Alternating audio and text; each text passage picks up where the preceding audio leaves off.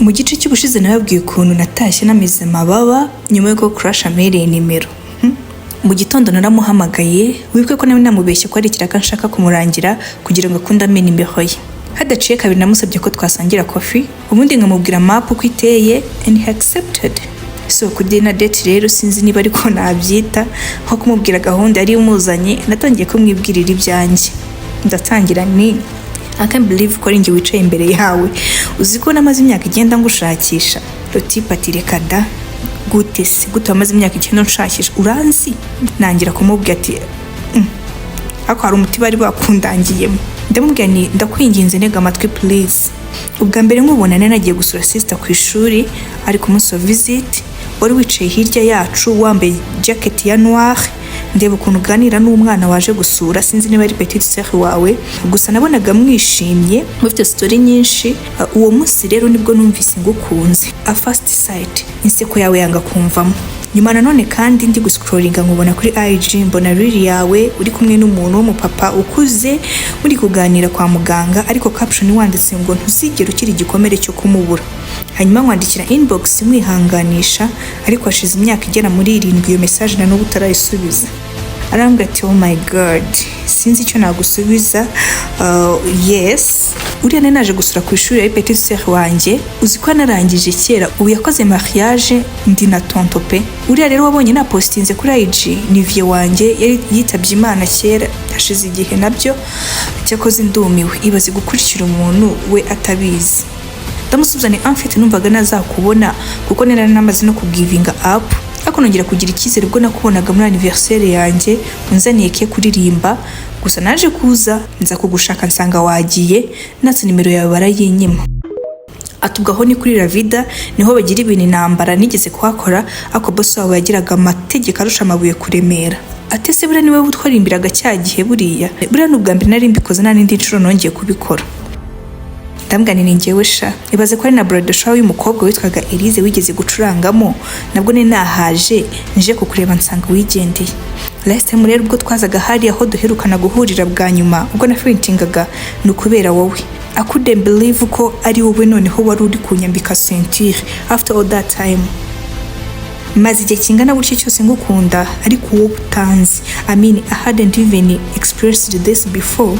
Njye nagezeho ntekereza ko ushaka kuba ufite juju, ariko nanone natekereza ko ari njye ugukunda ahubwo wowe utanzi. Mumvura arengana. Yamaze akanya nyitegereza uko nakamuteye story kose, yari kunyitegereza. Umva namubwiye ukuri kose ni imeni ndawo mugana w'abanyarwanda. Mpita mfata ikirahure nywa amazi, numvaga mfite ubwoba bwo kuza kuba rejected, cyangwa akambwira ngo afite girlfriend, cyangwa akambwira ngo afite umugore. Yakuruye intebe yegeze imbere, yegera table, ubundi afata ibiganza byanjye arambwira ati first of all banje gusaba imbabazi z'ukuntu nakuruhije nubwo ntari mbizi. Ikindi ngo nzi ukuntu uvugisha ukuri, ntabwo wabeshye ibyo wambwiye byose aho hantu hose nari mari. Ubundi nkuru mwizi nzizi muri filime cyangwa mu ivanjiri, kuko niho dusoma ko Yesu ari we wadukunze tutaramumenya, none ntange bimbayeho. Ubu si uza gusanga ndi nka criminal cyangwa mfite iyindi mico mibi cyangwa iki. Ndambwira sinzi ukuntu nari kubigenza, gusa ndumva nduhutse cause I've confessed my feelings to you.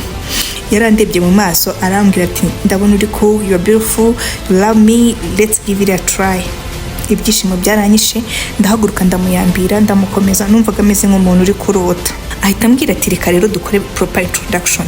Ambwira amazina ye yose, ibyo akunda, ibyo yanga, intumbero ze, famille ye n'utundi tuntu twinshi numva nyine kumenya kuri we. Yamaze igihe kitari gito yishakisha akora utuzi dutandukanye kugira ngo azabashe kwikorera. That's why namubonaga uyu munsi arimo arakora iki, ejo nkasanga yarahinduye arimo arakora ikindi. Yari umutete muri make. Nuko nanjye mubwira ibyanjye, mubwira ibyo nanga, mubwira ibyo nkunda, amazina yanjye, famille, akazi n'ibindi numva ari ingenzi ko yamenya. Mbere yo gutaha ariko yarambwiye ngo ubutaha zanjyana ahantu akorera business ye maze marebe. Twaratandukanye ariko urabyumva nyine utu SMS twa buri kanya checkinga uko merewe ibyo ndi gukora, numvaga ameze nkaho nameze amababa. amaze igihe ari uko bimeze turi ishushu sheri, nyuma ronza kubiganiriza umushuti wanjye arambwira ngo impamvu uriya mutipe yemeye ko mukundana at the first date ni uko ashaka kurya amafaranga. Ambwira n'ibindi byinshi njye nari ntaranigeze nanatekereza by the way. Arangije ama igitekerezo cyo kumutestinga ngo turebe koko niba ari royo. Ndaza kubabwira ukuntu ibintu byari binkozeho. Umva no mu nzozi zanjye sinshobora kongera kubitekerezaho. You don't have to put someone to temptations just to prove they are royal, cause some guys are used to this kind of games. Umuhungu twamushyize mu kigeragezo rero. Uwo mushuti wanjye aramwitega, batangira baganira nk'inshuti zisanzwe, ariko nanabishira ku rundi rwego. Nyuma y'ibwo naje gutekereza nsanga suko mugerageza gusa, ahubwo ninashakaga kumuntwara burundu. Nanaje kumusaba kumusura, arumva bari bamaze igihe bacata barabaye inshuti, aramutekera aramwitegura, ariko aho narindi numvaga umutima udatuje. Nandekiragana na ntansubize, ahubwo ashize akanya mbona postinze ngo menya agaciro k'ikintu ari uko utakigafite. Noneho numva ngize duti ukuntu yari Marine rero ibintu byose yabimukoresheje asinziriye bitandukanye n'ibyo twari twumvikanye. Uwo munsi wambere umunsi mubi, umunsi muremure nirwamagaritse umutima. Ku mugoroba aho bishakiye aza kunyitaba, ariko aramakanira ko nta cyabaye ko muhungu yanze, ariko uburyo yabivugagamo numvagana na hari ikinamisha. Soir sharamamagara rero ansaba ko twazahurira kuri business ye nkuko twari twarabisezeranye, ubundi tukaganira. Nyuma yo kujya naje gusanga uko namutekerezaga atari ko ameze. Edair nta n'impamvu afite yo kundya amafaranga nkuko nana yari yarabimbwiye, kuko business ye yatangaga icyizere cy'ejo hazaza kurusha akazi nakoraga icyo gihe. Twaragiye twicara mu nzu, ambwira ko hari ikintu nifuza kumbwira kandi ko umwanzuro wose mfata ko ari buwakire. Yatangiye ati hani merutse gukora amakosa, muhemukira ntabishakaga, nshiduka naguciye inyuma. Numvise uburakari buzamutse, ntekereza ko yabarabikoze n'undi mukobwa kubera ko nana yari amakane ko nta cyabaye hagati yabo.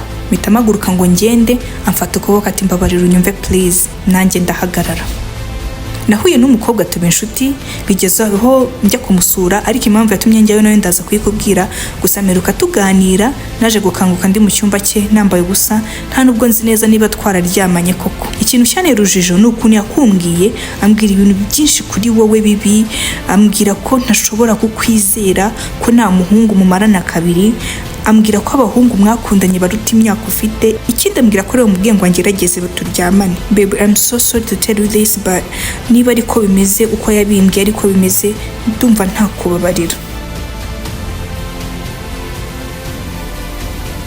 Nabuze aho mwirwa, mbura uko nifata, nibaza niba ari nawe inshuti yanjye wangambaniye gutyo. Namufashe mu kiganza, abari njye usaba imbabazi, ndatakamba. Ntibyari byoroshye, mubwira ko mubyo yamubwiye 1% ariyo y'ukuri, ibindi byose ari ibinyoma. Ati how come ko twatangiye relationship yacu ku kinyoma?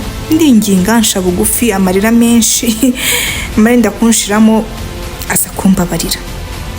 Mugutare natashye nakiraginze, feri ya mbere nayifatiye kwa Nana. Yego nari umunyamakosa pe, ariko rwose Nana yongereye peteroli mu muriro. Singezeyo, Nana yarantutse. Nanjye ubwanjye nitekerezaho, nigute nifata ngatanga umukunzi wanjye ku bandi bakobwa ngo bamutesting? Ati abakobwa bose naga ari ibirofa. Ese ubundi ko wagize Imana?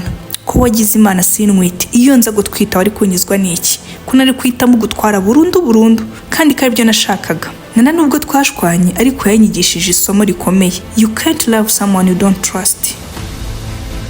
Please subscribe for more stories, kandi niba inkuru yakuryoheye ndagusabye ntugende udakanze like.